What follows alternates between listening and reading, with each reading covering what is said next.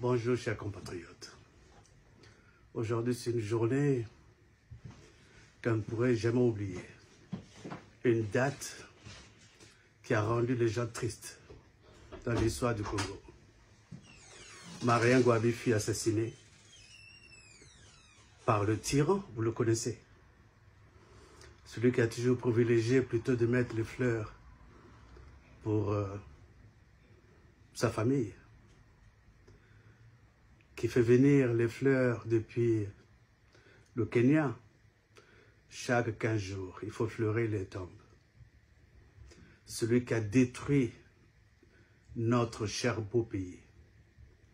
Celui qui a anéanti l'élan de la jeunesse au Congo. Aujourd'hui, le 18 mars, c'est une journée triste dans l'histoire de notre cher beau pays.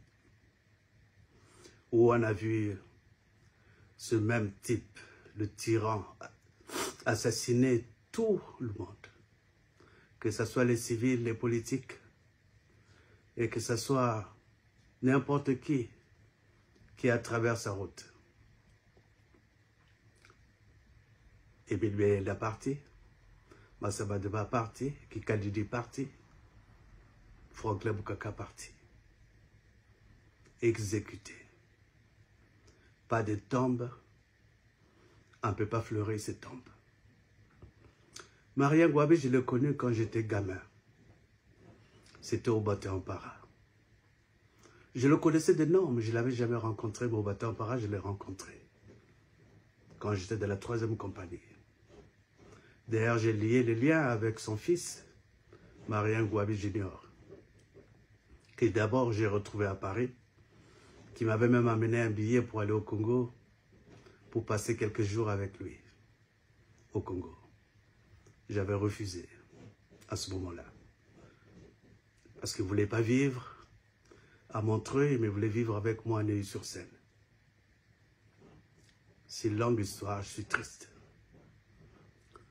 Dans la deuxième partie de cette vidéo que je vais faire personnellement, en dehors de ce message que j'envoie au peuple congolais, pour l'anniversaire de Marien Ngouabi, des années, le 18 mars 1977, c'est une journée horrible. Mais ça n'a pas arrêté ce tyran de toujours tuer. Il peut fleurir les tombes de sa famille, de son clan, les gens qui n'ont apporté rien dans l'histoire du Congo, mais il a oublié complètement Marien Ngouabi. Aujourd'hui, on entend Reteilleux faire la liste des Algériens qui veulent expulser.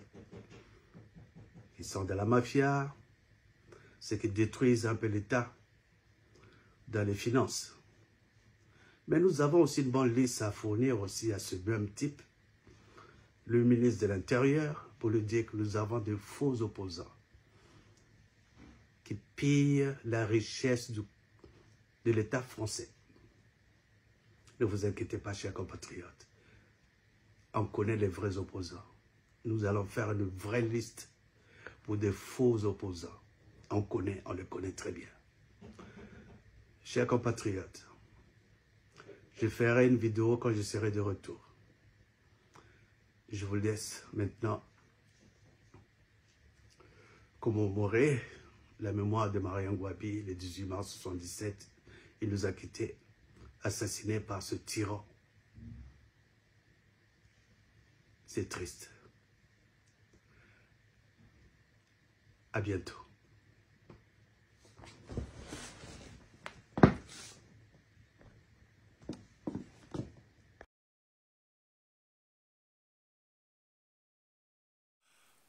Mesdames, Messieurs, peuple congolais, chers membres de la diaspora, individuellement et collectivement, du nord au sud, de l'est à l'ouest et au centre, tant au niveau citoyen qu'intellectuel, politique, militaire, religieux et ou spirituel, je vous informe que la mémoire nationale, qu'elle soit bonne ou mauvaise, il faut toujours avoir à l'esprit et ou dans la tête le sens et la signification du partage et de la transmission de cette mémoire. Et pourquoi? C'est parce que le futur, c'est tout justement le passé et le présent qu'on ignore. Et que l'histoire a tendance à se répéter. Et pour éviter cela, il faut partager cette mémoire-là pour éviter la récurrence ou la répétition des mêmes erreurs, des mêmes drames et tragédies, des mêmes imposteurs, traîtres, des amalgames, du négationnisme, du révisionnisme, de la guerre des mémoires et de l'oubli, et voire de la repentance. C'est pour cela qu'il faut transmettre cette mémoire-là. Donc, en ce qui concerne l'assassinat du commandant président Marien Ngouabi, le 18 mars 1977 à Brazzaville, vers 14h30, selon les récits. Et moi, à ce moment-là, j'étais au collège. Je me situais à l'Équateur. Là où passe l'Équateur au Congo-Brazzaville, c'est ma tribu, la tribu des Aquas. Et cette tribu est située à 60 km de la tribu du commandant président Marien Ngouabi, qu'on appelle les Kouyou. Donc il y a 3 tribus comme ça. Il y a ma tribu qui est à l'Équateur là. Et puis la tribu de Marien Ngouabi, les Kouyou. Et puis en bas, c'est de Sassou Nguesso. Donc les 3 tribus sont séparées, sont distantes de moins de 80 km. Voilà, vous imaginez. Et donc le 18 mars, je me trouvais dans ma zone tribale, au nord, à l'Équateur, à Makwa. Et donc le vendredi, on nous informe que le commandant président Marien Ngouabi vient de mourir et que ce sont des sudistes qui l'ont assassiné. Bakongo Babobi Marien Ngouabi. Bon, dans toute la zone de Makwa, on n'a pas constaté d'animosité envers les sudistes et autres. Il y avait comme si rien n'était, voilà, donc comme si rien n'était passé. D'autant plus que dans ces années-là, l'unique ville dans le nord où il y avait les collèges, lycées et tout compagnie, où tous les Nords venaient étudier, c'est dans cette tribu-là chez moi, hein, à Makwa. Donc on était un peu déjà civilisé, un peu comme ça, voilà qu'on dit qu'est-ce qui se passe. D'autant plus que dans le pouvoir de Marien Ngouabi, il y avait beaucoup des gens qui étaient de la tribu qui étaient là, le ministre des Finances, beaucoup de conseillers qui étaient de Marien Ngouabi qui étaient de la tribu. Ok, très bien. Donc il n'y a pas eu d'impact, genre de colère ou autre à Makwa, lorsqu'on annonçait à la radio que ce sont les sudistes, les Bakongo, qui l'ont tué Marien Ngouabi. Oh, ce fut vraiment, vraiment de l'arnaque intellectuelle ou du mensonge et tout compagnie que tout le monde l'a pris par la suite. Mais c'est devenu viscéral parce que depuis, on n'en parle que les Bakongo qui avaient tué Marien Ngouabi. Et voici pour vous comment on a arrivé là, en 5 points. Comment on est arrivé au 18 mars en 5 points. Le 18 mars 1977, il y a 48 ans.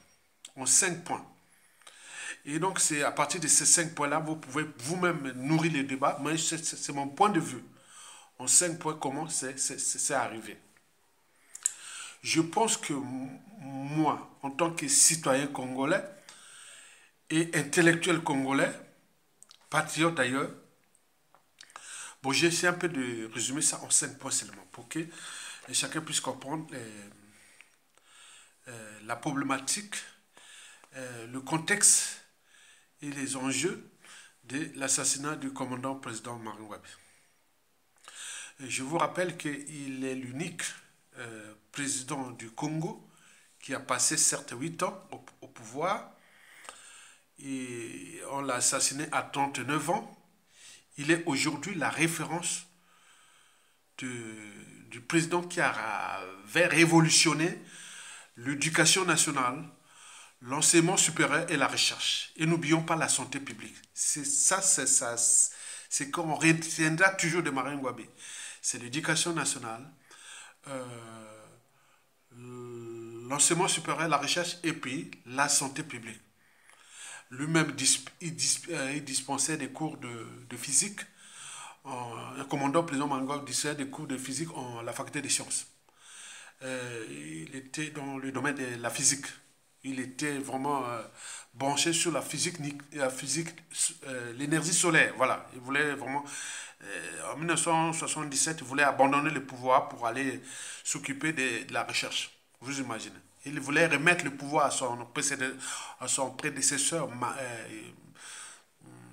le président Alphonse Massamba Deba, qui fut assassiné par Sassou Nguesso une semaine après l'assassinat du commandant président Marangwabi, le même jour, le même mois, c'est-à-dire le 18 mars, c'est l'assassinat du commandant président Marangwabi, le 19 mars, l'assassinat du cardinal Emi Biaïnda, et puis le 25 mars, le prédécesseur de Marangwabi, le président Alphonse Massamba Deba, dont son corps n'est jamais trouvé. Et donc, depuis cette date-là, que le Sassou avait pris le pouvoir au Congo et qu'il avait déjà commencé à... Voilà. Donc, en une semaine, 3 destins de haut niveau brisés. Mais n'oublions pas les intellectuels. Les plaintes, c'est un acharnement. C'est comme une folie criminelle qui Sassou voulait neutraliser tout le monde. Et donc, avec cette anthropologie bantou, congolaise, et tout ce monde, on dit comment on a laissé faire qu'un gars qui était rentré dans une folie criminelle d'assassiner tout le monde, et on préférait maintenant jouer aux amalgames, aux boucs émissaires, à la géopolitique, aux tribalistes et autres, alors que l'ennemi est là depuis la nuit des temps. Il est là. Mesdames, Messieurs, donc le 18 mars 1977, comment on est arrivé là, en 5 points? C'est mon point de vue, la France-Afrique. Parce que l'assassinat du commandant président Marangwabi, la France-Afrique des réseaux FOCAT sont à 70% responsables et coupables. Voilà. Parce que Marangwabi, c'était du genre des nationalistes patriotes. Donc, il ne voulait pas que les ressources naturelles du Congo, que ce soit le pétrole, ne pouvaient pas être exploitées comme ça tant que nous n'aurons pas encore fabriqué des ingénieurs et de compagnie. Donc, il mettait le paquet sur l'éducation. L'éducation. Donc, voilà. Donc, ça a dérangé la France-Afrique. Et donc, vous imaginez. Et donc, la France-Afrique va fabriquer quelqu'un qu'on appelle Sassou Nguesso. Et ce Sassou Nguesso-là va jouer de l'anthropologie bantou qui se repose sur la naïveté, la passivité, le bouc émissaire, le tribalisme et tout compagnie. Donc il va jouer sur ça à fond, Sassou Nguesso, cette anthropologie bantou. Des passifs naïfs, tribalistes et tout compagnie. Donc, ils aiment la vie sans défendre la vie. Ils aiment la liberté, la dignité sans défendre la liberté, la dignité, etc. Jusqu'à nos jours, c'est du pain béni, du caviar. Ce fut du caviar pour Sassou Nguesso. Le premier point sur 5, c'est la France-Afrique. Sans la France-Afrique, Sassou n'aurait pas eu ce coup d'État. Donc, ils vont suturer tout sur la France-Afrique. Des réseaux FOCA. Le deuxième point sur 5, c'est de ce coup d'État-là, c'est surtout Marangwabi lui-même. La naïveté de Marangwabi. Quelqu'un, bon, un officier, bon, un scientifique, et autres, il va... Voilà, donc Sassou Nguesso va jouer depuis 1966, et donc il va dire que je suis l'homme de coups de barre, coups tordus, contre tout le monde pour te protéger. Moi, Marangwabi, je vais te protéger. Et donc, Sassou Nguesso va monter des sous-lieutenants qui, voilà, quelque chose qu'il n'a même pas au niveau collège, il est déjà sous-lieutenant, après capitaine, commandant. Donc, il va les monter comme ça. Mais ce n'est pas possible. En même temps, les coups bas, coups tordus, partout. Le premier crime politique de Sassou Nguesso se fit en 1969 contre... Bernard Kolela, mais s'il est raté. Marangwabi avait dit non, Bernard Kolela n'est pas contre Marangwabi, il est contre le marxisme, le ninisme. Et donc il avait sauvé ça. Mais Kinganga, le 23 mars 1970, n'avait pas eu de chance, ni les M22 de 1972. Bon, donc il va en abuser de Marangwabi jusque dans sa vie privée, où il va faire un enfant au moment de l'assassinat du commandant président Marangwabi. Sa femme avait déjà l'enfant de Sassou Nguesso, Céline Ngouabi, qui est toujours en vie. Donc cette histoire n'a jamais, voilà. Cet enfant qui venait qui avait marié, tout ça là. Donc il va, c'est-à-dire la naïveté de Marine Ngouabi, oh mon Dieu, c'est pas possible. Donc il va jouer sur ça à fond, à fond, à fond, à fond.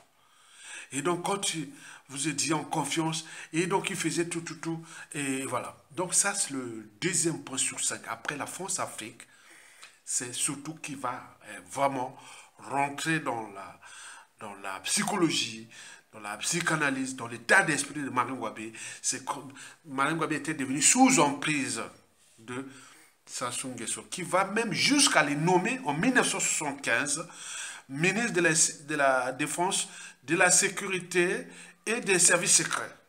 2 ans après l'assassin, déjà en 1976, il avait déjà tenté l'attentat d'Emboli dans ma zone, dans ma tribu, à Makwa. Et ça avait raté. Maintenant, en 1977, il n'avait pas loupé, hein, il a eu. Donc, on parle de la France-Afrique, le premier point sur 5. On passe, deuxièmement, l'emprise de Sassou Nguesso sur Marine Ngouabi, jusque dans sa vie privée. On est d'accord? Très bien. Le troisième point sur 5, c'est la création de l'Obimitri. L'Obimitri fut créé dans 1972 ou 1973. L'organisation bureaucratique, militaire et tribale. 1972 ou 1973. Bon, j'étais à l'école primaire, hein, voilà. Bon, l'organisation bureaucratique, militaire et tribale. Et sur ce point, il va d'abord diviser le nord et le sud. C'est-à-dire le pouvoir des Marine Ngouabi n'était pas du côté du gouvernement, ni du PCT. C'était du côté des officines, souvent tribales et autres. Et ces officines-là se retrouvaient dans la Kivette, l'ancienne grande région de la Kivette. C'est-à-dire la région de Sassou Nguesso, de Marine Ngouabi, et aussi ma région, voilà. Et donc, la suite à la connaît qu'on l'arrivée de Pascal Lissouba, la Kivette Ouest va se séparer de la Kivette centrale parce qu'on dit que les gens, nous les gens de la Kivette centrale, on n'aime pas les gens de la Kivette Ouest, et donc tout ce qui s'est passé, voilà, vous imaginez. Donc, l'Obimitri va être là, vraiment l'officine préparée pour le pouvoir de Sassou Nguesso, qui montait pas à pas comme dans un jeu de chèques, structuré, managé et organisé par la France-Afrique, qui avait déjà trouvé là un pion qui devait, voilà, donc vous imaginez. Donc l'Obimitri va diviser nord et sud. Le pouvoir n'est pas du côté du gouvernement, ni du parti, mais c'est le côté des officines. Mais quelle officine? L'officine, c'est Sassou Nguesso contre les Marine Ngouabi. Et il va même plus loin dans la Kivette. Dans la Kivette,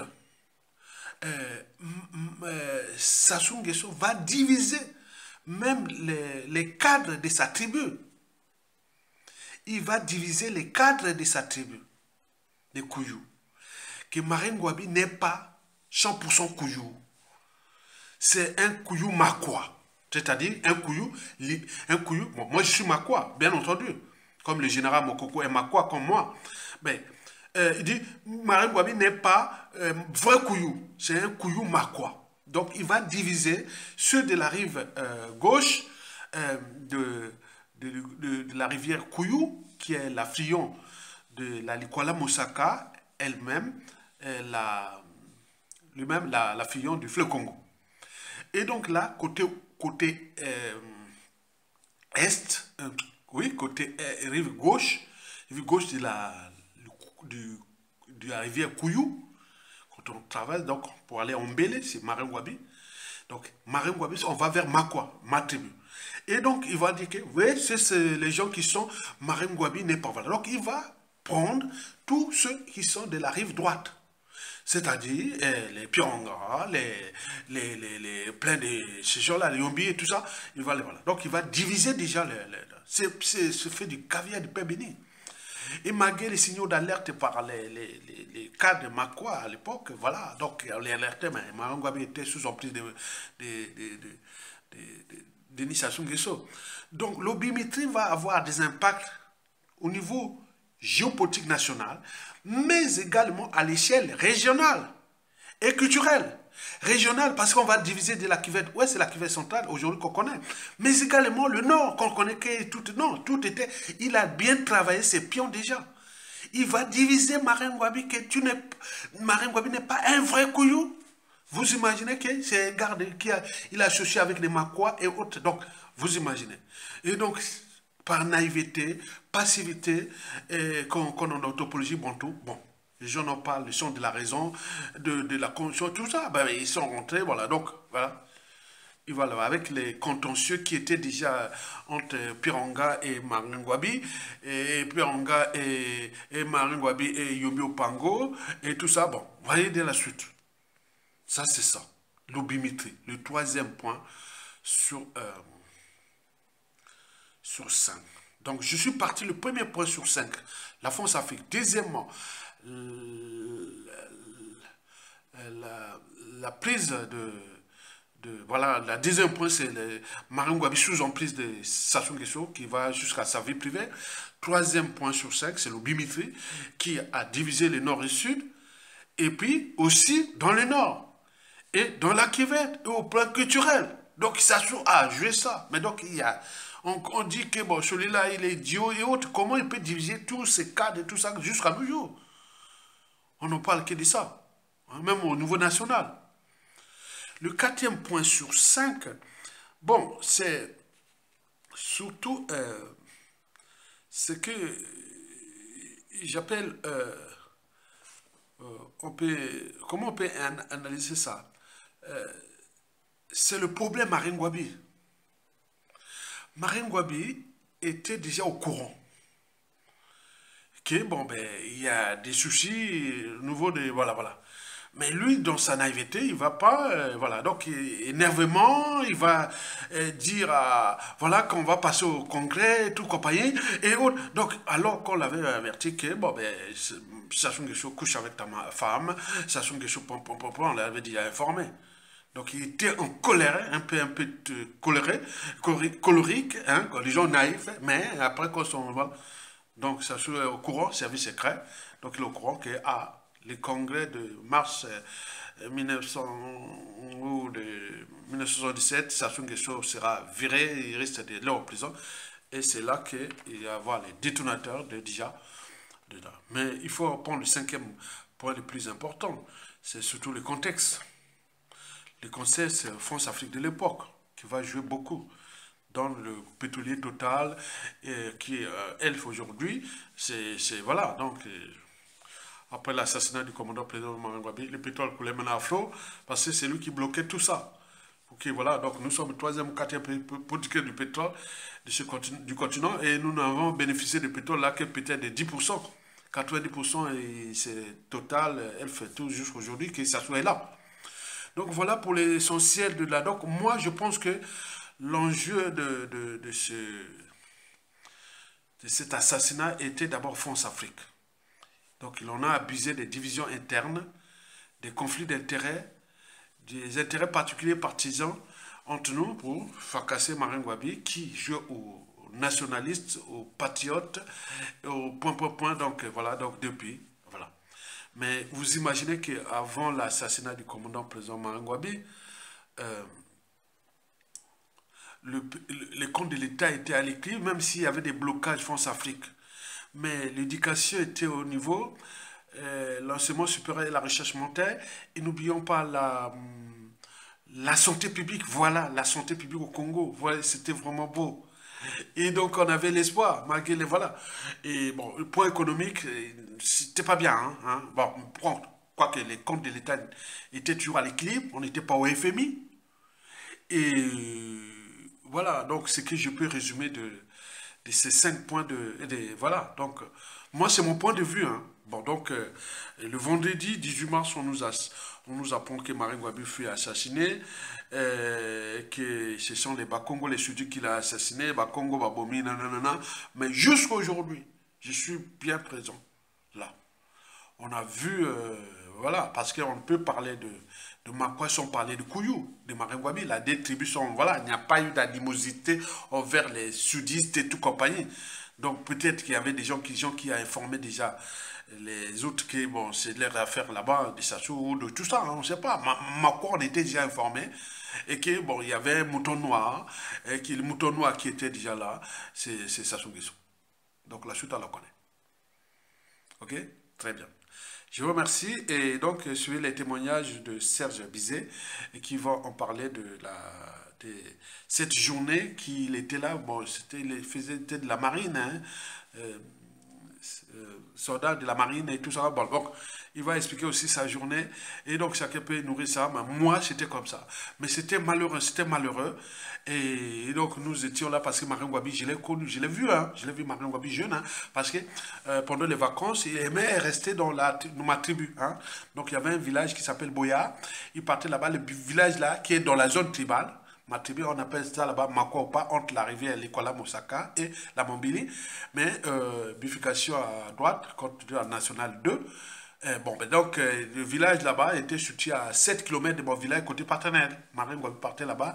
Il y avait des plantations de cacao. Il faisait la promotion du. Voilà. Donc, il y a beaucoup de choses là-bas. Donc, voilà pour l'essentiel donc, c'est aujourd'hui. Quelqu'un qui a au moins une conscience peut se dire que Marine Gwabi reste aujourd'hui le meilleur président du Congo. On regarde le contexte, il y a eu quelques erreurs, mais au niveau de l'unité nationale, au niveau de l'état d'esprit du Congolais et autres, hein, vous voyez, quelqu'un qui vient, on arrive au pouvoir par cette pseudo-révolution de 1968, il amène le Congo au marxiste, le ninisme. On est dans la période de la guerre froide. Voilà, donc nous avons un grand pays en face qui s'appelle la République démocratique du Congo, qui est du côté des Américains. La guerre froide, là, nous sommes aux côtés de l'Union soviétique, l'URSS. Et donc, il y avait des enjeux là. Marine Gwabi va aider à l'indépendance de l'Angola, de la Namibie et du Mozambique. Donc, c'en était trop. Et ces pays-là, l'Angola, sauf la Namibie, mais voilà, voilà, le Mozambique, surtout, bon, la Namibie viendra après, mais le Mozambique et